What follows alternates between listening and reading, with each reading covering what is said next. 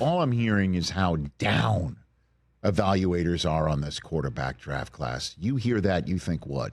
Well, it's an interesting take because I know what last year's draft class was like. Yes. You have all those quarterbacks where it was guaranteed, if this guy doesn't go 5, this guy's going 7, and this guy's going 8. And it was like this huge thing where there are these chunk of teams at the top that are going to be taking quarterbacks.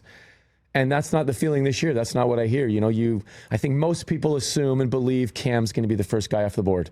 But then once he goes off the board, everybody's saying, what now? What next? Does anybody really know what's going to happen?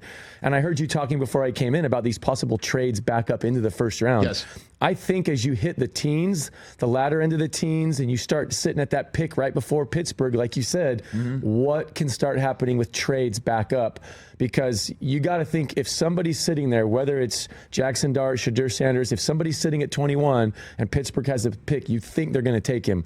So that means if somebody's got to trade up, you either got to jump Pittsburgh or take a chance that Pittsburgh doesn't want the guy you want. Unless you think the player's not worth it. You know what I mean? And that's the whole thing is the evaluation right now is I'd rather take someone else and roll the dice on later in the draft or next year. Yeah. And how can, that's what I'm wondering, like, can you walk me through the mind of an evaluator to conclude such a thing right before a draft? Well, the tough part is about evaluating quarterbacks is everybody puts in so much time and effort and does their homework, but is it an exact science?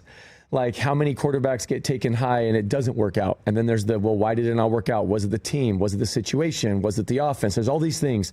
And then you look at guys that get picked later on in the draft and they go to spots and it works out for them. And someone says, oh, well, if we were to redraft, we would now draft that guy in the first round instead of the fourth round. Well, if there was really a science about it and guys knew exactly what they were doing, there wouldn't be that many of those situations. And so I think as they go into this, teams are going to say, like, we want first round pick. We want to feel really good. And I don't want to say safe, but like we want to believe that there's a great chance this guy's going to work out. And this just popped in my head, but I was talking with a GM a while back and they said, look, if you know you got to take a first round quarterback because that's what your team needs, you don't worry about the slot. You don't worry if it's pick 12, pick 18, pick 24. If you got to take a first round quarterback, you take a first round quarterback. And so, that's where like then trading back up. I think some teams say, okay, maybe to get our guy, we have to trade back up, but is it worth it to us?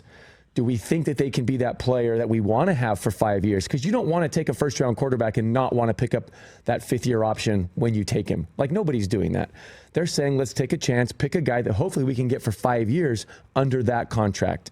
Because in today's world, the best contract you can get is a rookie contract. Because if they succeed, man, it skyrockets. No doubt. Catch the Rich Eisen Show live weekdays from 12 to 3 p.m. Eastern on Roku Sports Channel in the U.S.